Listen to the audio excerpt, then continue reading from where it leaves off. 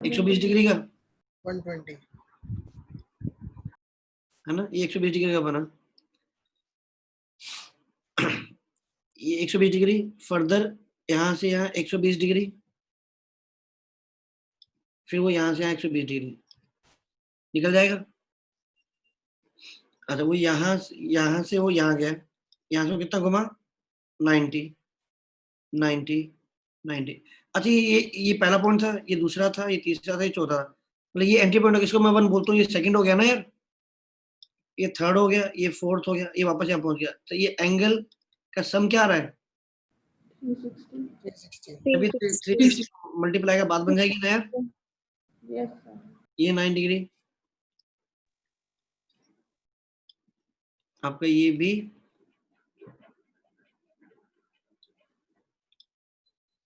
है ना, ये 9 डिग्री, ये भी आपका 9 डिग्री, तो ये कितना हुआ, 162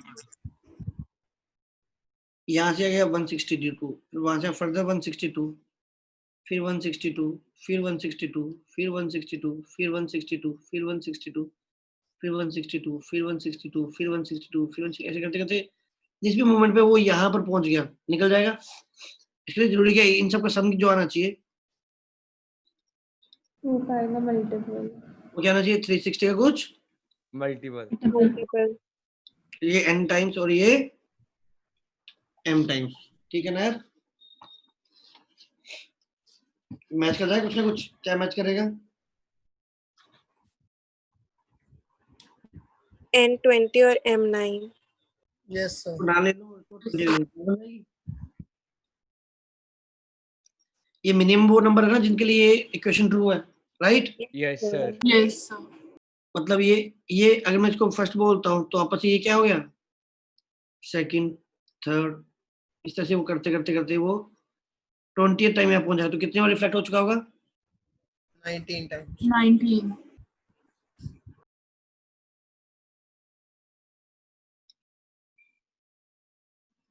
राइट।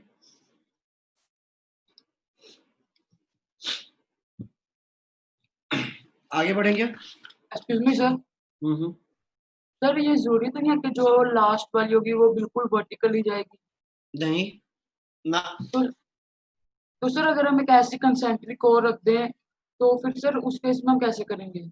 क्या रख दें, एक सर कंसेंट्रिक ऐसी और स्फीयर रख दें नहीं और नहीं निकलेगा उसके, हमें नहीं पता ना यार कैसे निकलेगा। फिर तुम एक ऐसा रख दोगे और यहाँ कर दिया, और फिर तुमने एक ऐसे रख दिया, तुमने ऐसे रख दिया, यहाँ से आ तो गई ऐसे, पर निकलने वाली शायद ऐसे निकल होगी, वो नहीं निकल पाएगी दोस्त, जरूरी नहीं ना निकल पाए। मतलब सर जरूरी नहीं है कि वर्टिकल ही होगी। हाँ बिल्कुल नहीं,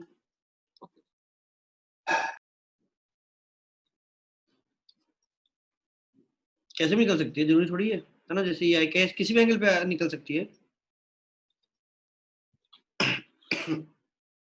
चलिए ये क्वेश्चन ट्राई करोगे, लिखो,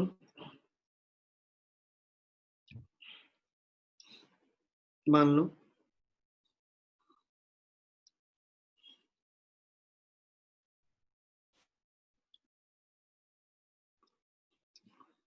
ये मिरर है जो ओमेगा से रोटेट कर रहा है, यहाँ पर एक बॉल है, मान लो ये मिरर स्टेशनरी होता, मान लो, ठीक है, और यहाँ पर कोई एक सोर्स है जहां से एक रे आ रही है, टकराई, तो क्या होगा, वो ऑब्वियसली टकरा के यहाँ जाएगी नहीं जाएगी। अब एक बात, तो अगर मैं मिरर को थोड़ा सा रोटेट कर दूं तो स्पॉट यहाँ रहेगा, थोड़ा ऊपर चला जाएगा,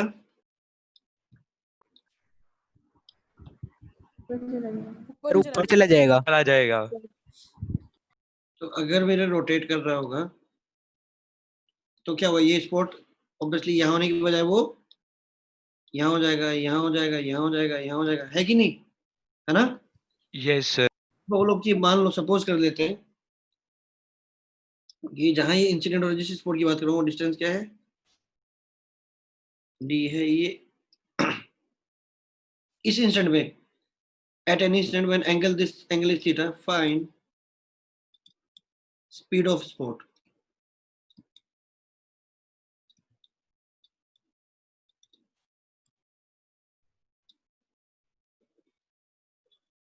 Find speed of spot on the wall.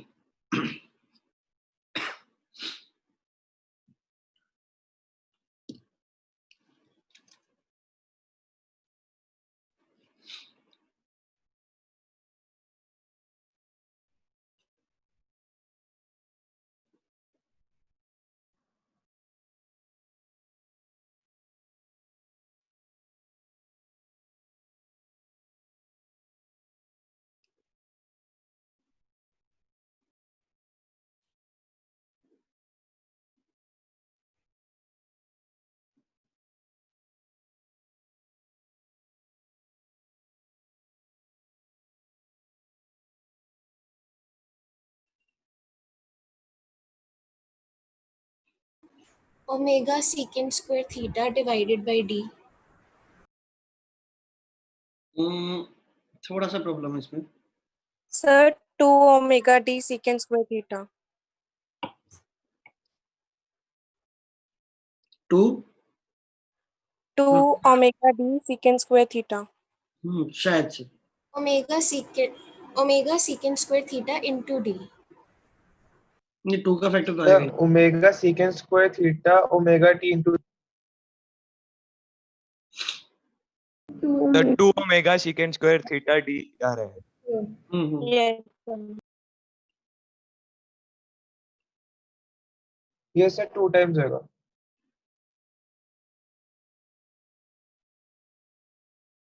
Yes, sir.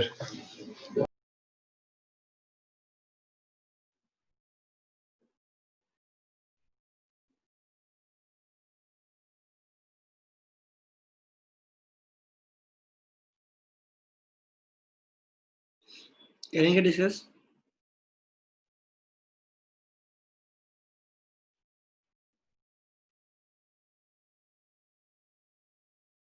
Try कर लो, 1 मिनट और ले लो, सोच लो यार.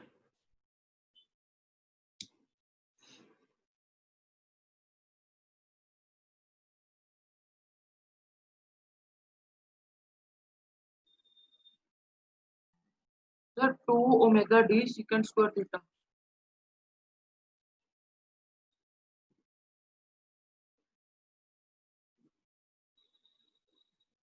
सर secant square 2 theta नहीं होगा. बिल्कुल 2 का फैक्टर तो आएगा. ये देखो ना यार, देखो. कर लें डिस्कस. मान लो ये, इसको कुछ भी एज्यूम कर लेते हो. मान लो ये क्या है, y है. ठीक है. y बाय d क्या होगा? Tan theta. Tan theta. मुझे क्या निकालना है? Rate of dy by dy by dt. D by D T. ये क्या है? D constant. ये क्या है? Second square theta. d theta by dt. अब जो डी थीटा बाई डी थी, मतलब अगर ये एंगल किस रेट से, ये वाला एंगल है ना, ये जो एंगल है, ये एंगल किस रेट से चेंज हो रहा है, हमें ये निकालना है कि एंगल. एक बात बताओ, अगर ये मेरा थीटा घूमता तो ये एंगल कितने से घूमेगा, कितने से चेंज आएगा मेरा इस एंगल में? 2 theta. 2 theta. अगर मेरा डी ओमेगा घूमेगा, डी थीटा घूमेगा, तो ये angle actually 2d omega. Y से Two चेंज D होगा. omega. तो अगर इसका रेट ऑफ चेंज ऑफ जो एंगल है वो ओमेगा है, तो इसका rate of change of angle क्या होगा? 2 omega. 2 It will be, Yes, sir. it will be 2 omega, right. ठीक है. कई लोग थे जिन्होंने सही जवाब दे दिया. परफेक्ट है.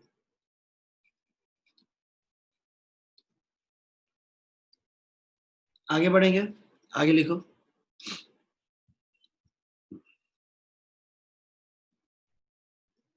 लिखिए इमेज फॉर्मेशन.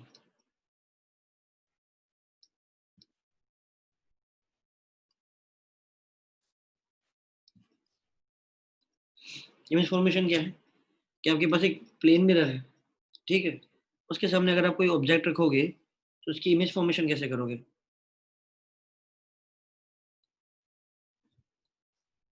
ये देखो, एक मिरर लिया आपने. इमेज कैसे बनती है यार? कोई भी ऑब्जेक्ट है, उससे रेज निकलती है और आपकी आईज में जाती है Yes, sir. ना. आईज में आती है. आईज का जो आपका लेंस है वो क्या करता है? आपके रेटिना पे उसकी इमेज क्रिएट करता है, फिर आपका रेटिना, फिर देना उसका आपका ब्रेन, और फिर बाकी कुछ और आपके मैकेनिज्म मिलके उस चीज की, उसका कलर, उसकी ब्राइटनेस है ना, उसका उसकी डिटेलिंग, साइज, सब कुछ बनाते हो। उसके लिए क्या चाहिए कि ऑब्जेक्ट से रेज निकल के आपकी आंखों में जाए। तो मान लो कोई एक ऑब्जेक्ट रखा हुआ है और ये ऑब्जर्वर है, राइट।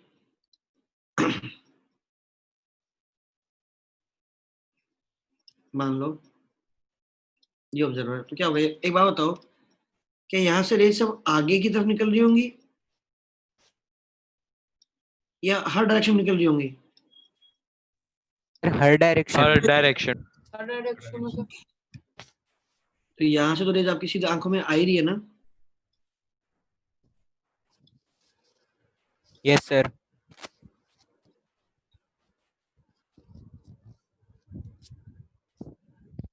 है ना? Yes sir. ऑब्वियसली यार, एक मिरर ले लो, मिरर के सामने कोई ऑब्जेक्ट रख दो, डायरेक्टली तो आप देख ही सकते हो ना इसमें क्या है। अब क्या होगा, अब होगा ये जो रे ये यहाँ जाएगी, ठीक है। अब ये रे जाएगी, angle of incidence equals to angle of reflection. ये जितना एंगल, उसी एंगल से ये रिफ्लेक्ट होकर इधर चली जाएगी।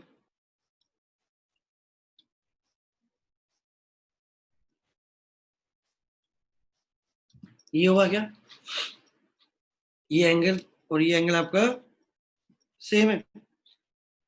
अच्छा ये बताओ, ये रे गई सीधी और टकरा के वापस आ गई, इसको मैं अगर एक्सटेंड कर दूं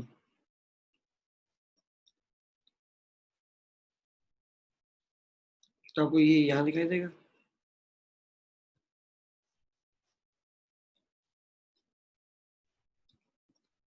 अच्छा ये एंगल,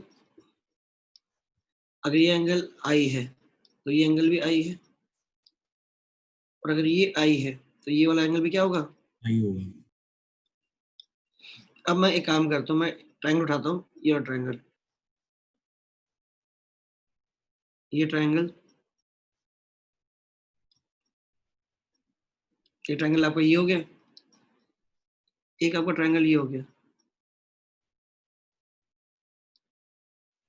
इन दोनों देख रहे हैं। अच्छा ये एक बात बताओ, ये अगर एंगल आई है तो क्या ये एंगल भी आई है क्या? Yes sir. Yes. तो ये एंगल सेम हो गया, ये साइड दोनों में कॉमन है, और ये दो एंगल और एक साइड सेम है, तो ट्रायंगल क्या हो गए, कॉन्ग्रुएंट। एक दूसरी फोटोकॉपी हो गई क्या? Yes sir. Yes sir. इसका मतलब ये है कि अगर बोलो कि ये डिस्टेंस अगर आपके पास d है, आप परपेंडिकुलरली ये जो 90 डिग्री एंगल बना रहा है, जितना आगे हो उतना ही परपेंडिकुलरली पीछे हो, है ना। और ये मैंने जो रे ली थी, ये जो मैंने रे चूज की थी, एक रैंडम रे थी, कहीं भी आके इंसिडेंट हुई। ऐसे में कोई भी एक रैंडम रे बना देता हूँ जो इस मिरर पे जाके गिर रही है। मैं ये बात इसके लिए बोल सकता हूँ कि टकरा के जब जाएगी रे तो कितना पीछे जाएगी, डी डिस्टेंस पीछे जाएगी, नहीं जाएगी? आपने एक रैंडम रे ली, आपने कोई भी एक पॉइंट लिया जिसपे बोला कि रे इंसिडेंट हो रही है ना।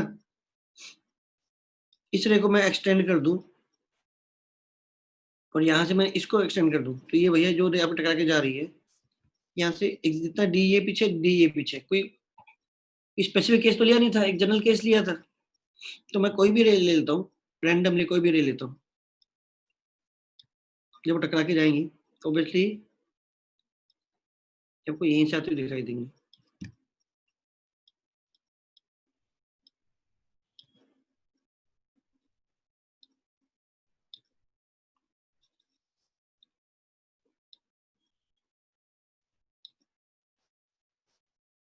ऐसे या जितनी मर्जी रे निकाल लो,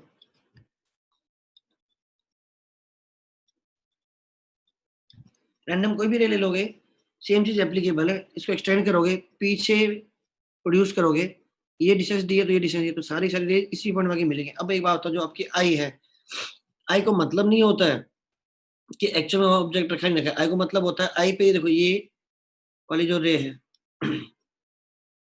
आई इन सब रेज को क्या करेंगी, ये जो रे आ रही है इन सब रेज को मतलब आई थोड़ा और बड़ा कर लो ऑब्वियसली। अच्छा इन दो के बीच में ये दो ही रे हैं, इनके बीच में और इनफाइनाइट रेज होंगी, इनफाइनाइट इनफाइनाइट रेज होंगे ना। कोई भी नहीं उठा रहा यार, ऐसे उठाया, ये क्या है, और टकरा के इनके बीच में ऐसे चला गया ऐसे,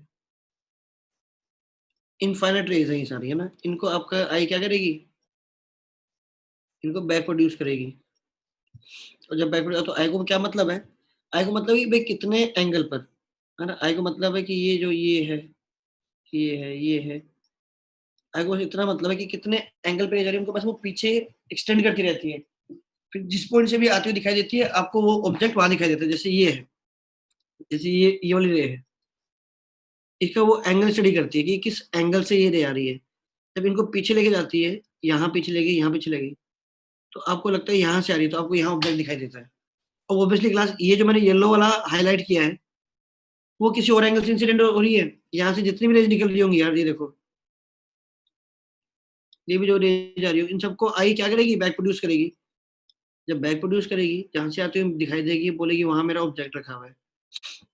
ये जो रेज है, ये जो मैंने पिंक में हाईलाइट किया हुआ है, ये वाली जो रेज है, इनको जब बैक प्रोड्यूस करेगी आई, तो वो आपको जो भी रेज है वो आपको यहाँ से आते हुए दिखाई देगी,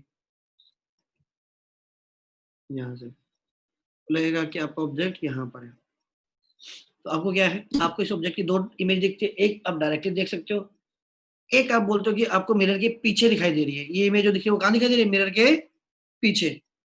बट एक्चुअली एक बात बताओ, आई ने तो क्या किया, आई को तो मतलब है एंगल से, कि जिस एंगल से आपकी आईज पे रेज गिर रही है वो उसी एंगल के हिसाब से जज करती है। एक बात बताओ, एक लॉजिकली बताओ कि यहाँ इमेज नहीं होता और यहाँ एक्चुअल में एक ऑब्जेक्ट रखा होता और यहाँ पर आई होती, तो जो रे हम ऐसे बनाई है, क्या एग्जैक्टली ऐसी सेम रेज निकल रही होती है, नहीं निकल रही होती यहाँ से? Yes, sir. निकलती सुनिए। तो जब मैं इस रे को स्टडी करूंगा, आई को थोड़ी पता कि यहाँ पर एक्चुअली ऑब्जेक्ट रखा नहीं रखा, आई तो को क्या मतलब है कि किस एंगल से ये रेज आ रही हैं, बस उन्हीं को वो बैक प्रोड्यूस करती रहेगी। आई को थोड़ी पता है कि भाई पीछे कोई ऑब्जेक्ट, आई को तो मतलब है कि मेरी आंखों पे रेज गिरे, सबसे पहले रेज गिरे तो कहीं ना कहीं से आ रही है, फिर कितने एंगल से आ रही है उस तरफ से जो इनका जैसे एक्चुअल ऑब्जेक्ट यहाँ से रेज डाइवर्जिंग निकल रही है, नहीं निकल रही है क्लास, Yes, sir. है ना। आंखों भी गिरती है, आई का जो भी आपका जो भी लेंस का मैकेनिज्म होता है वहां पर ये आती है, और फिर उसके बाद लेंस उस एंगल के हिसाब से कि कितने एंगल पे रेज आगे गिरी है उसके हिसाब से क्या करता है, रेटिना पे एक इमेज क्रिएट करता है। तो सेम दूरी पे आप ऑब्जेक्ट रख दो और बीच में आप लेंस रख दो, तो लेंस क्या करता है, आने वाले क्या होता है, आने वाले एंगल क्या कर देगा, इंक्रीज या इंक्रीज या डिक्रीज कर देगा। बिल्कुल सही बोल रहे हो कि मान लो मैं यहाँ पर कोई एक लेंस रख देता हूँ, तो ये जो आने वाला एंगल है उस एंगल को वो क्या कर देंगे, थोड़ा सा कम या ज्यादा कर देगा। चेंज कर देगा। और जब चेंज कर देगा तो क्या होगा, आपको Image वही दिखाई देता है, कहीं और दिखाई देता है, प्रैक्टिकली सोच के बताओ। कहीं और दिखने लगेगा ऑब्जेक्ट। हाँ, एक्चुअल में तो ऑब्जेक्ट वही था। तो मतलब पूरा जो भी खेल है, गेम है, वो गेम किस चीज का है, एंगल। हाँ, कि आई के ऊपर बस क्या करो, रेज गिरा दो। जब आई पे रेज गिरेंगे, आई उस एंगल के हिसाब से रेटिना पे एक इमेज क्रिएट करेगा। अगर आप आई पे गिरने वाले एंगल को चेंज कर दोगे ना, तो रेटिना पे बनने वाली इमेज भी चेंज हो जाएगी। तो इवन इफ रियलिटी में ऑब्जेक्ट वहां का वहां रखा हुआ, लेकिन आपको दिखाई कहीं और देगा। कैसे, बस सिंपल सा लॉजिक क्या है कि अब आई, ये जो आई है, अगर मैं आई जो है आपके उसमें दिमाग बाहर निकाल लूं, तो इस आई के लिए ये ऑब्जेक्ट है, इस आई के लिए ये ऑब्जेक्ट है, आई दोनों में डिफरेंशिएट ही नहीं कर पाएगा। आई बोलेगी भैया मेरे लिए जितने दूर ऑब्जेक्ट रखा गया, इससे बोलेगी इससे भी मेरे लिए उतने दूर रखा गया, बस फर्क इतना कि ये इसे क्या बोलते हैं, रियल, ये एक्चुअल में रखा गया है, और ये क्या है, वर्चुअल। Virtually Virtual. है ना। अब कोई चीज ऑप्टिकल फिनोमेना के बाद बनती है तो उसको क्या बोल देते हैं, इमेज, है कि नहीं? बाकी अगर मैं दिमाग निकाल लूं तो मेरे लिए इमेज जैसी कोई चीज नहीं है, मेरे लिए तो क्या है, हर चीज क्या है, ऑब्जेक्ट। एक ऑब्जेक्ट है, ऑब्जेक्ट ही एक है। चीज है ना, एक चीज है जिसको मैं देख पा रहा हूँ, कोई भी एक मटेरियल है ना, जिसको मैं देख पा रहा हूँ, वो है। तो कोई जो ऑप्टिकल फिनोमेना से पहले जो होता है जिसको मैं डायरेक्टली देख पाता हूँ, वो मेरे लिए फिजिक्स के पॉइंट ऑफ व्यू से वो ऑब्जेक्ट है। और ऑप्टिकल फिनोमेना के बाद जो चीज दिखाई देती है उसे इमेज बोलते हैं। एक्चुअल में हमारे लिए अगर आई के अंदर से मैं दिमाग इमोशन से बाहर निकाल लूं, आई के लिए क्या है, सिंपली आई बोलेगी मुझे एक चीज है जो मुझे दिखाई दे रही है, ये आई भी बोलेगी मुझे एक चीज है जो कि दिखाई दे रही है।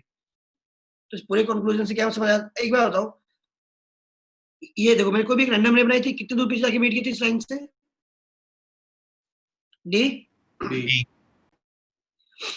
ये जितनी भी मैं बना रहा हूँ यहाँ टिक कर रहा हूँ, ये 1 2 3, ये 4, ये 5, ये 6, सब के सब यहाँ से दिखाई दे रहा है। मतलब क्या, अगर यहाँ पर एक्चुअल में ऑब्जेक्ट रखा होता तो ये सारी रेज ऐसी निकलती हुई दिखाई देती नहीं देती?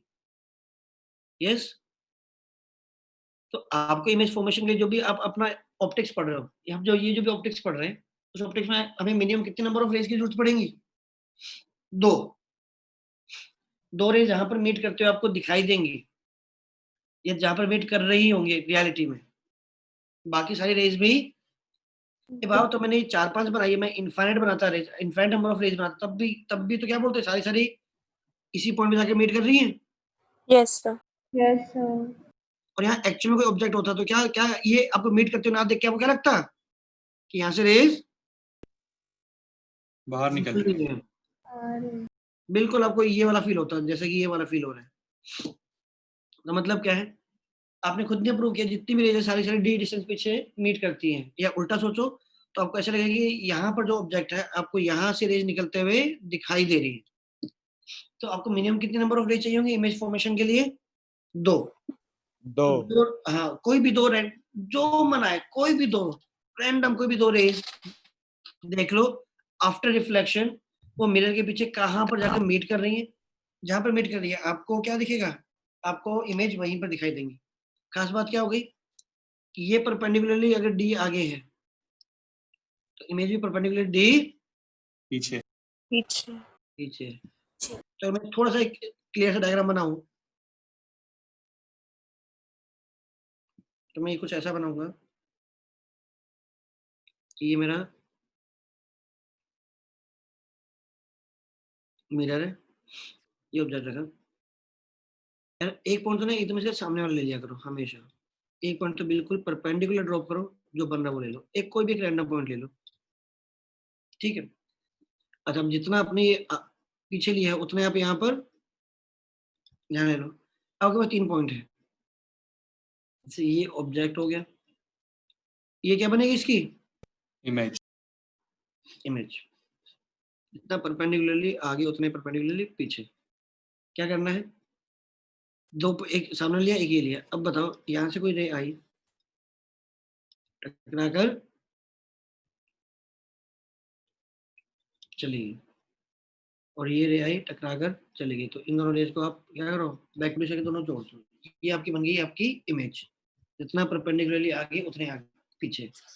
एक पॉइंट लिखना जरूर, perpendicular distance of object from the mirror equals to perpendicular distance of image. Image from mirror.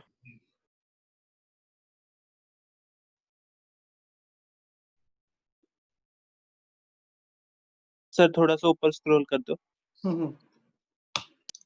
Sir note करना है इसमें से कुछ? हाँ, ये डायग्राम ऊपर डायग्राम तो नोट करना ही है इमेज फॉर्मेशन में।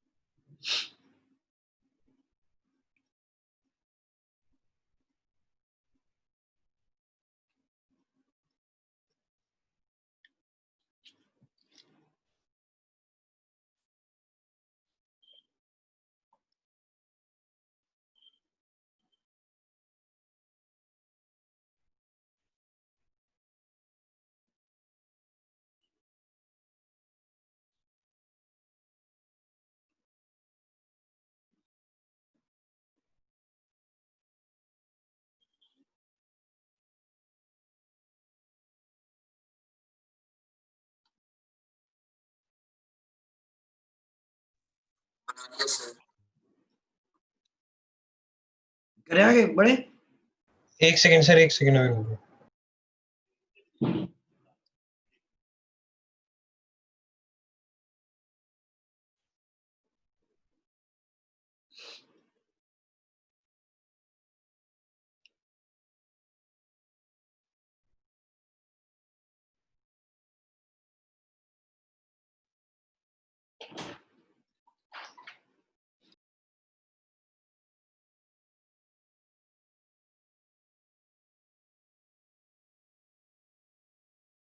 हो गया सर।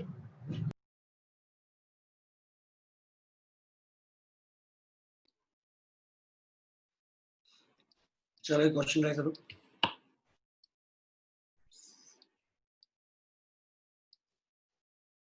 ये लिख लिया, perpendicular distance of object from the mirror. मतलब क्या है, अगर मान लो ये ऑब्जेक्ट है और मिरर आपने ऐसे रख दिया,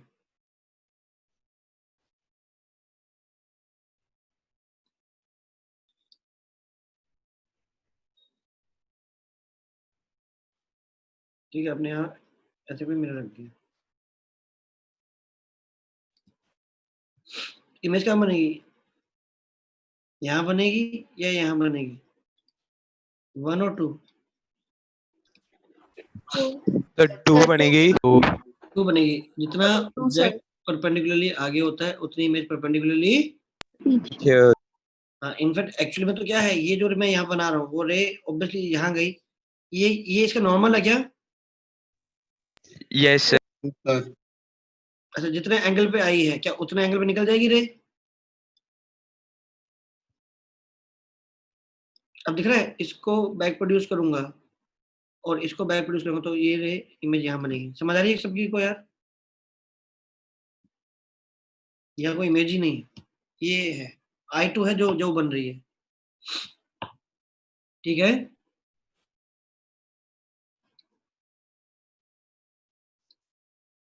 मान लो ये y एक्सिस है, ये आपका x एक्सिस है, यहाँ आपने क्या रखा है, एक मिरर रखा हुआ है।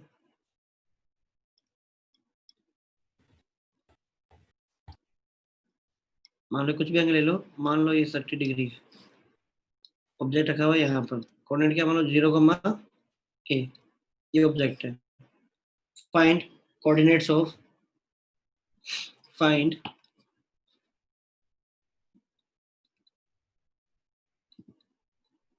find coordinates of image, find coordinates of image।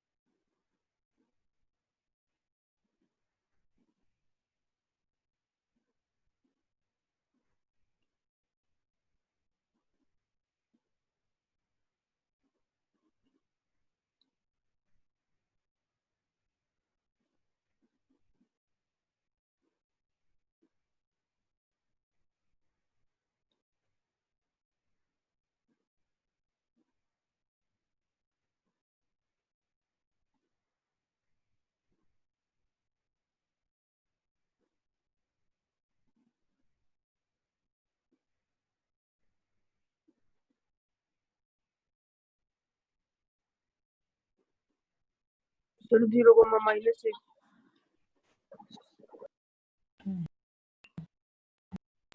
0, -6 -6।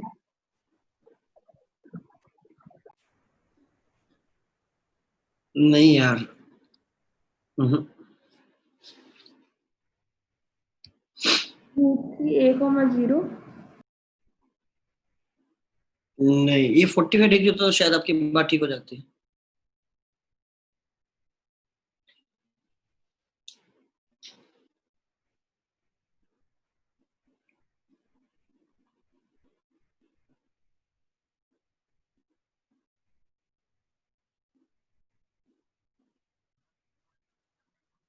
Excuse me sir, हम्म, बोलो बोलो। सर पिछले क्वेश्चन में एक डाउट था। इसी क्वेश्चन में पिछले में पिछले वाले में पिछले तो कोई क्वेश्चन नहीं था। खैर पूछो, कौन सा वाला क्वेश्चन? इमेज फॉर्मेशन में? नहीं सर, जो आपने इमेज फॉर्मेशन के पहले करवाया था हाँ हाँ बोलो। सर, उसमें टू ओमेगा ओमेगा मतलब टू का फैक्टर कैसे आया, ये चीज बता दो। ये पिछले वाले क्लास आया, ये वाला, इस वाले कॉन्सेप्ट से। मिरर का एंगल किसी भी एंगल से चेंज होगा तो रिफ्लेक्टेड रे कितने चेंज होगी? ये देखो लिखा हुआ, कितने चेंज होगी? अच्छा ये क्लास लगाई थी टू आपने, ये थीटा। 2 थीटा से, है ना? तो अगर हाँ मैं जी मैं- सर। हाँ तो मुझे तो क्या देखना है, मुझे तो इस क्वेश्चन में ये देखना है कि भाई ये स्पॉट यहाँ पर है, फिर ये स्पॉट कहाँ चला गया, फिर ये स्पॉट कहाँ चला गया, फिर ये स्पॉट कहाँ चला गया, है ना?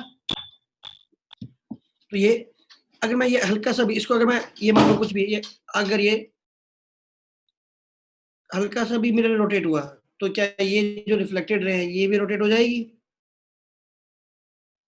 Yes sir.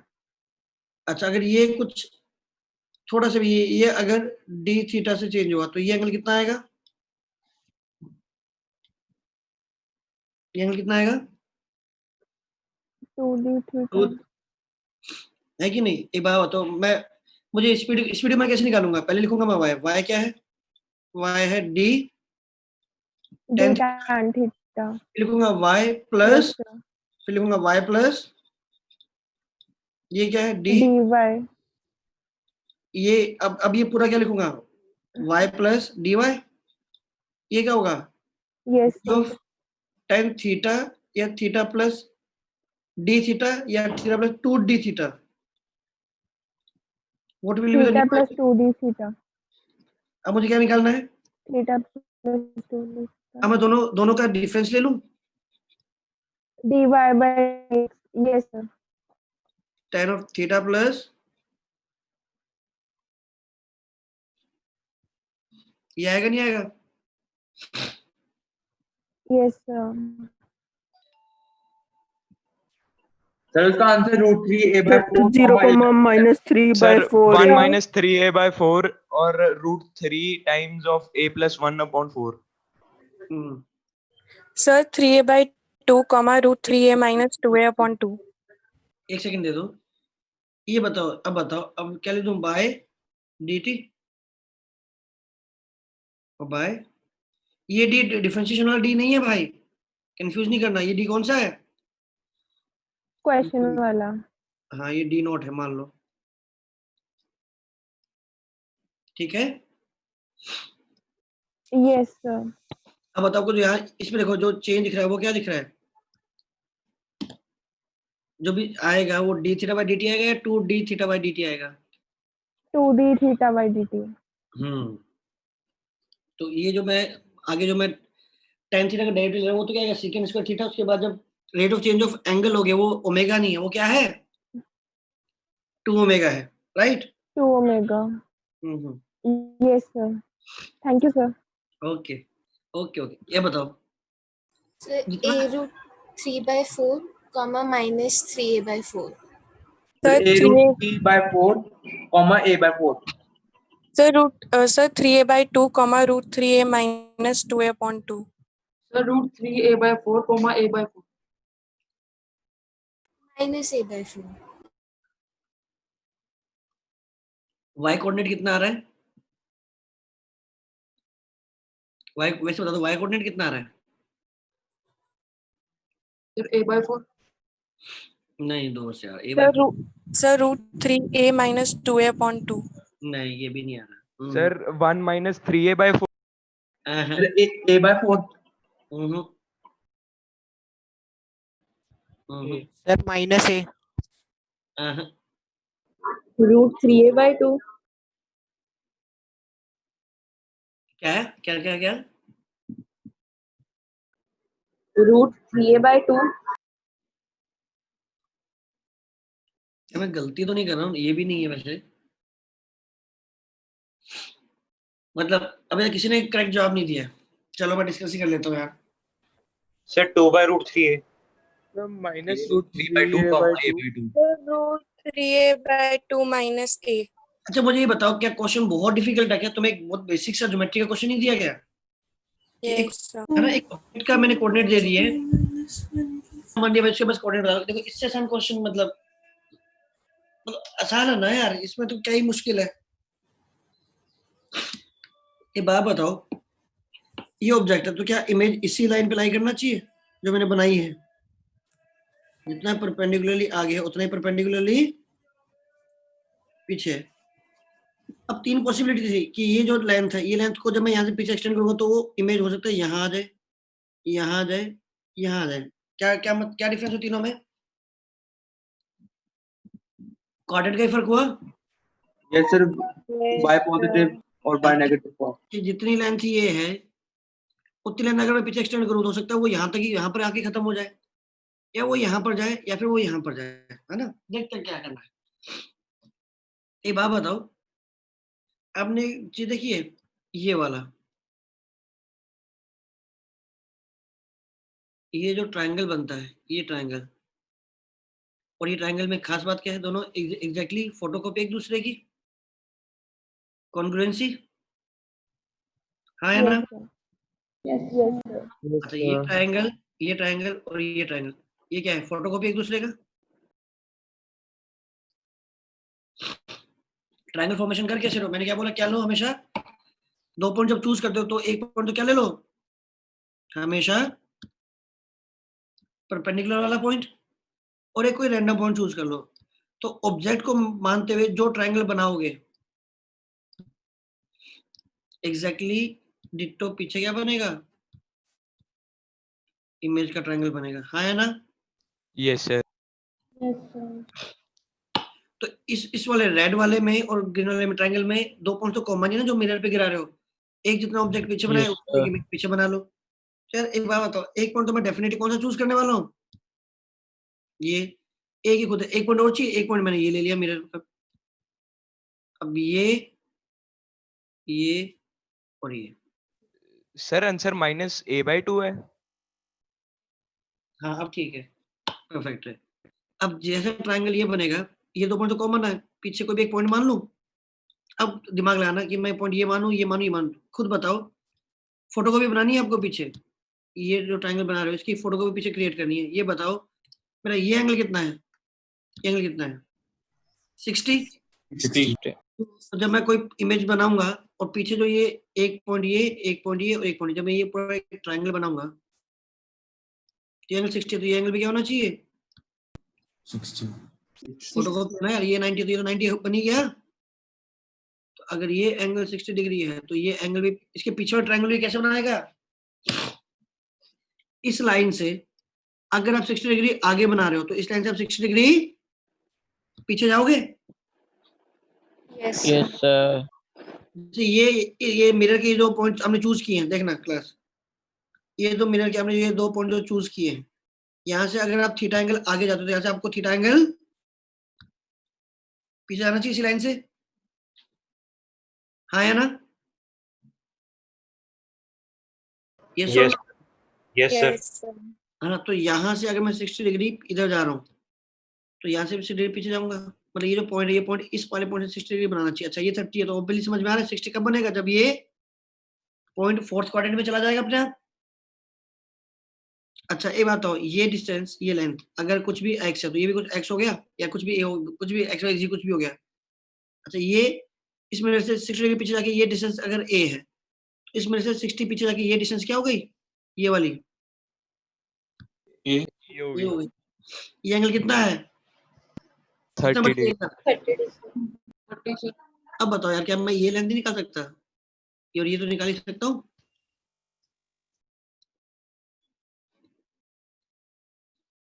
ये है, ये मेरी इमेज है, ये ए है। अब बता दो भाई, अगर मैं ये भी निकाल पाया तो क्या निकाल पाऊंगा भाई? क्या है A/2. कोऑर्डिनेट? ये कितना है? a cos 30 डिग्री और a sin 30 डिग्री। साइन क्या आ जाएगा? Minus.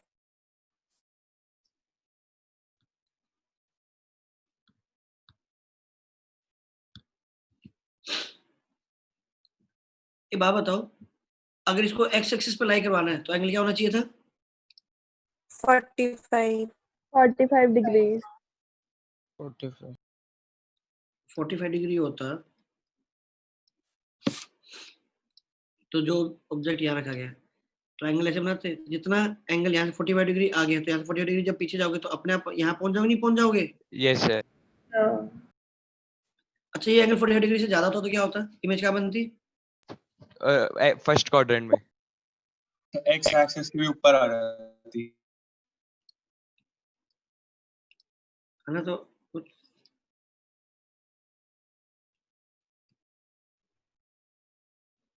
मिरर है ये, मान लो मैं बोलता ये 60 डिग्री है, तो एक्चुअली क्या ये ऑब्जेक्ट है, यहाँ से परपेंडिकुलर ड्रॉ करते, इस लाइन में कहीं ना कहीं इमेज आनी चाहिए थी। एग्री कर रहे हो ना? अब बताओ, अगर ये यहाँ से एक पॉइंट ये ले लिया, एक पॉइंट ये ले लिया, एक ऑब्जेक्ट खुद हो गया, अगर ये यहाँ से 30 डिग्री आ गया तो इमेज भी इसी मिरर से 30 डिग्री पीछे बनेगी। तो 30 डिग्री पीछे जाके यहाँ बना दो, ये क्या बन गई? इमेज। अब जैसा ट्रायंगल आपका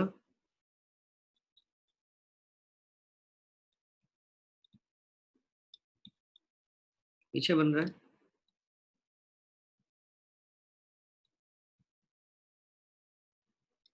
ये बनेगा।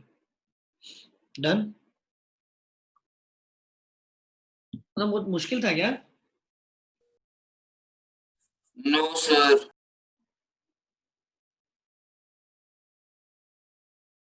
नोट करो यार।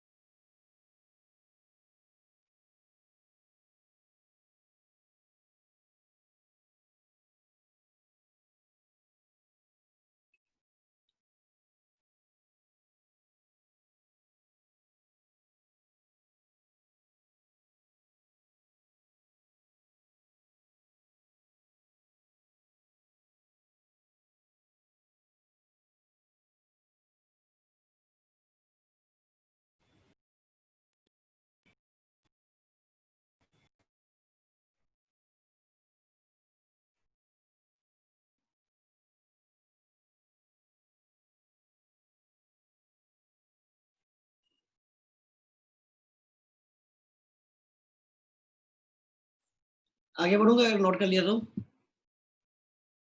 Yes Yes sir. sir. Yes sir. Okay, एक क्वेश्चन और ट्राई करते हैं। हाँ बिल्कुल कुछ एक्सरसाइज मिलता जुलता।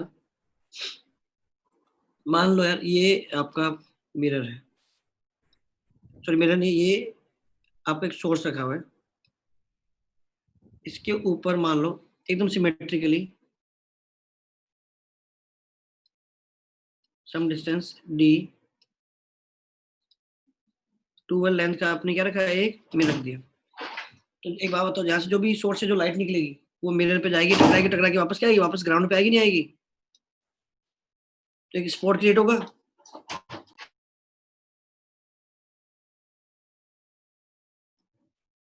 प्लस समझ में आ रहा है? Yes sir. है ना?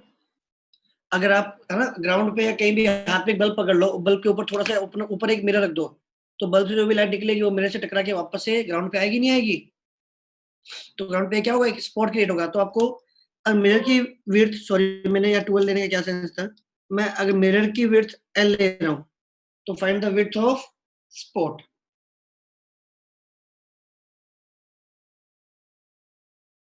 कैसे हो सकते हो 3D में कि एक्चुअल में क्या है, मान लो मैंने एक सर्कुलर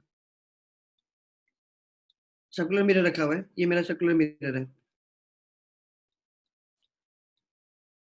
साइड से देखोगे तो आपको क्या दिखाई देगा, डायमीटर कितना है इसका, एल है। अब ठीक है ना, लॉजिक समझ आ रहा है क्लास? यहाँ से जो भी रेज निकलेंगी, अच्छा वो सरफेस पे कैसी स्ट्रक्चर बनाएगी ये बताओ, कैसी शेप बनेगी? देखते कितने लोग इमेजिन कर पाते हैं। मान लो एक सर्कुलर मिरर है जिसका डायमीटर एल है, तो बताओ ग्राउंड पे कैसी शेप क्रिएट करेगा? ये पॉइंट सोर्स है सर सर्कल ही करेगा सर। सर्कुलर एक बड़ा सर्कल, सर्कल, एक बड़ा सर्कल। Yes sir. एक बड़ा सर्कल क्रिएट करेगा ग्राउंड पे। यस तो मैंने इस सर्कल का डायमीटर पूछा है, फाइंड, ओके है ना, diameter of this circle. Clear है क्वेश्चन क्लास?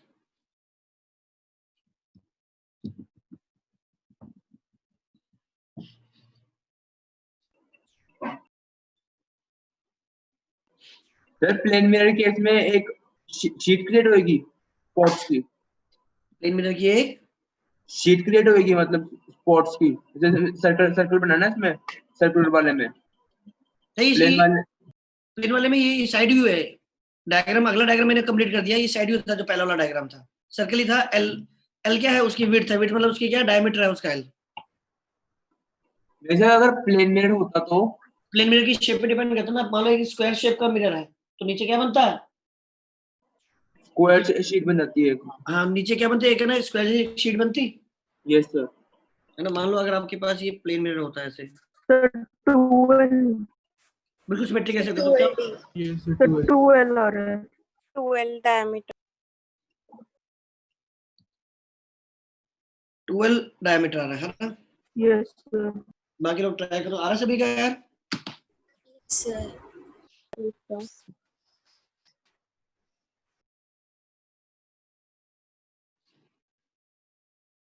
अच्छा, इसी क्वेश्चन को मैं थोड़ा चेंज कर देता हूँ।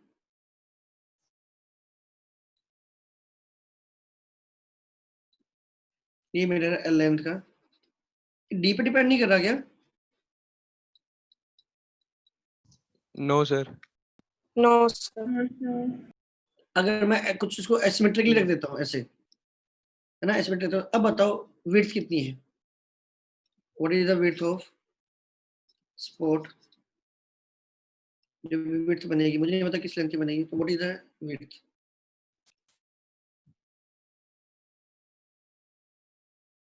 सर आपने क्या चेंज किया इस क्वेश्चन में? पहले एकदम ये सेंटर पे रखा हुआ था इसके, है ना, ऐसे। अब मैंने इसको थोड़ा सा आगे शिफ्ट कर दिया मिरर को।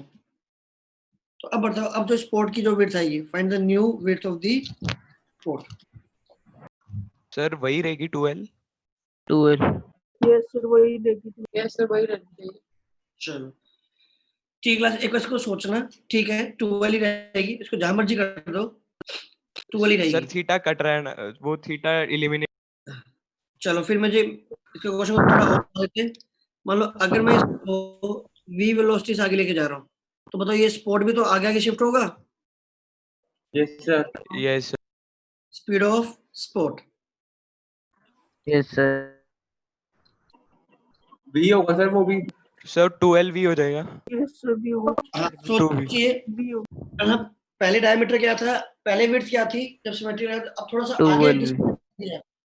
तो अब विड्थ क्या है, अब जो भी स्पॉट बनेगा, स्पॉट की अगर मैं एक्सट्रीम एजेस को देखूं, मतलब यहाँ से लेके यहाँ तक, ये पहला पार्ट हो गया, ये एकदम यहाँ के स्पॉट खत्म हो जाता है। तो जो स्पॉट की जो विड्थ आएगी, तो विड्थ क्या आएगी। और तीसरा पार्ट, अगर मैं मिरर को v स्पीड से लेके जाता हूँ, तो बताओ स्पॉट कितनी स्पीड से आगे बढ़ रहा होगा। सर जैसे जैसे डी बढ़ाएंगे, मतलब मिरर को ऊपर लेके जाएंगे, तो ये सर्कल बड़ा हो जाना चाहिए नीचे वाला। सोचो, देखते हैं, क्या पता ना हो रहा, क्या पता ना हो रहा, देखते इसी में सोचते हैं। ठीक है चलो यार, सर हाँ। सर फर्स्ट और सेकंड पार्ट क्या थे? पहला पार्ट जब एकदम सेंटर पे रखा हुआ था, जो सोर्स था वो मेरे एकदम सेंटर पे था, तब बताया था कि तब स्पॉट की विड्थ क्या है। विड्थ का मतलब समझ रहे हो, कहाँ से स्टार्ट हो रहा है और कहाँ पर खत्म हो रहा है, विड्थ का है। फिर मैंने इसको थोड़ा सा आगे मूव करा दिया, तो अब बताओ यहाँ से लेके यहाँ तक है आपका spot, what is the width of, क्या कहते हैं, this is spot. Last part कि अगर मैं इस मेरे को 20 स्पीड से मूव करा रहा हूँ, तो बताओ ये स्पॉट कितनी स्पीड से आगे मूव करेगा। क्लियर है, सॉर्टेड है? सर थोड़ा सा आगे मतलब कितना आगे? 20 स्पीड से मूव करा रहा हूँ बस, है ना। सर इससे पहले सर सेकंड वाला सर है ना, 1 मीटर, 10 सेंटीमीटर, 5 सेंटीमीटर, 2 सेंटीमीटर, जितना मानो मान लो रैंडमली कुछ डिस्प्लेसमेंट की ले 5 सेंटीमीटर आगे मूव करा, अपनी ओरिजिनल पोजीशन से इसको 5 सेंटीमीटर राइट में मूव कर दिया, अपने ओरिजिनल डिस्प्लेसमेंट पोजीशन से इसको 5 सेंटीमीटर राइट में मूव कर दिया। अब बताओ नए स्पॉट के जो बनेगा उसकी विड्थ क्या है। क्लियर है?